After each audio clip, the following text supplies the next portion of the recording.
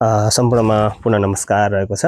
आज हामीहरू तपाईहरुमाझ उत्तर अमेरिका महादेशको विशेषता लिएर उपस्थित भइसकेका छौँ। यहाँ जति पनि लेखिएका बुँदाहरू रहेका छन् यी सबै उत्तर अमेरिका महादेशसँग सम्बन्धित भएका बुँदाहरू हुन्। ल अब ढिलो नगरिकन हामी विषयवस्तुमा नै प्रवेश गरौँ। पहिलो बुँदामा रहेको छ पश्चिम गोलार्ध महादेश भनेर चिनिन्छ उत्तर अमेरिकालाई, र त्यसै गरेर नयाँ संसारको महादेश भनेर पनि चिनिन्छ। र 1992 अक्टोबर 11 मा इटालीका क्रिस्टोफर कोलम्बसले पत्ता लगाएका थिए र बिबुस्कीको नामबाट नामाकरण गरिएको महादेश हो यो उत्तर अमेरिका। र उत्तर अमेरिकाको सबैभन्दा ठुलो ज्वालामुखी मोना लोआ हो जुन चाहिँ अमेरिकामा पर्दछ।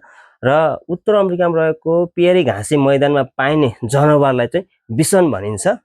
त्यस्तै गरेर उत्तर अमेरिकाको सबैभन्दा ठुलो राष्ट्रिय निकुञ्ज उड बफेलो हो जुन क्यानाडा देशमा रहेको छ। र त्यस्तै गरेर विश्वको पुरानो राष्ट्रिय निकुञ्ज येल्लो स्टोन रहेको छ जुन उत्तर अमेरिकामा नै पर्दछ। त्यसै गरेर अर्को बुँदामा हामी विश्वमा सबैभन्दा बढी ताल भएको देश, यहाँ देश भनेको छ जुन क्यानाडा हो जुन कहाँ पर्दछ त उत्तर अमेरिकामै पर्दछ। त्यसै गरेर विश्वको सबैभन्दा ठुलो चिडियाखाना चाहिँ स्यान्डिगो रहेको छ।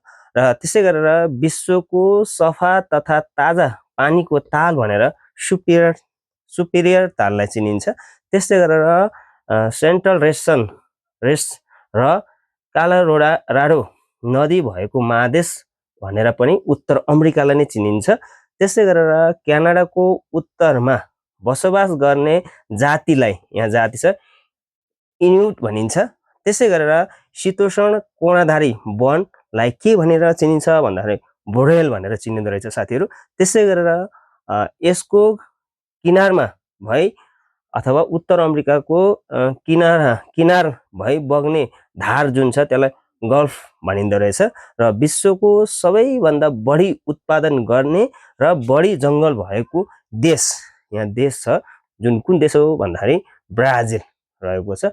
र तपाईहरुमाझ आज हामीहरूले यो उत्तर अमेरिका महादेशको छोटकरीमा यी विशेषताहरू राख्ने काम गरेका छौँ। र यस्तै गरेर अर्को भिडियो हामी पुनः अर्को भिडियो लिएर आउनेछौँ। अहिलेलाई चाहिँ बिदा हुन चाहन्छौँ। हस्त, धन्यवाद।